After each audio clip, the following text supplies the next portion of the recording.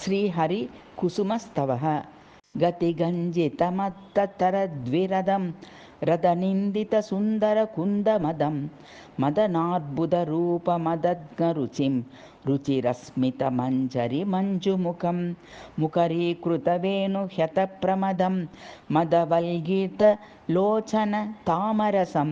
रसपूरविकासककेलिपरं परमार्थपरायणलोकगतिं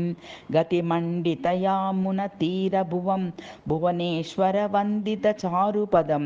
पदकोज्ज्वलकोमलकण्ठरुचं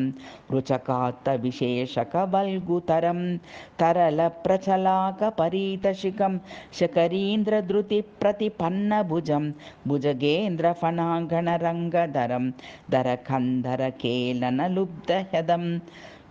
हृदयालुसुहद्गणदत्तमहं महनीयकथाकुलदूतकलिं कलिताखिलदुर्जयबाहुबलं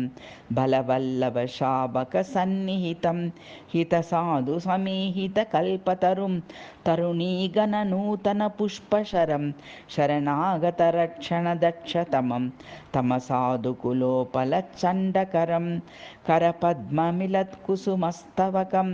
बकदानवमत्तकरीन्द्रहरिं हरिणीगणहारकवेणुकलं कलकण्ठरोज्ज्वलकण्ठरणं रणकण्डितदुर्जनपुण्यजनं जनमङ्गलकीर्तिलताप्रभवं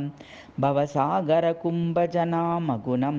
गुणसङ्गविवर्जितभक्तगणं गणनातिगदिव्यगुणोल्लसितं स्मितरश्मिसहोदरवक्त्रवरं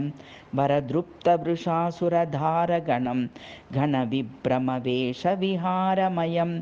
मयपुत्रतमक्षयपूर्णविदुं विदुरीकृतदानवराजकुलं कुलनन्दनमत्र नमामि हरिम् उरसि परिस्फुरद्दिन्दिरमिन्दिरमन्दिरश्रजोल्लसितं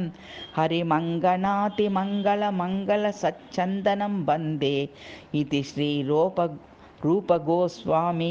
विरचितस्तवमालायां हरिकुसुमस्तवः सम्पूर्णः।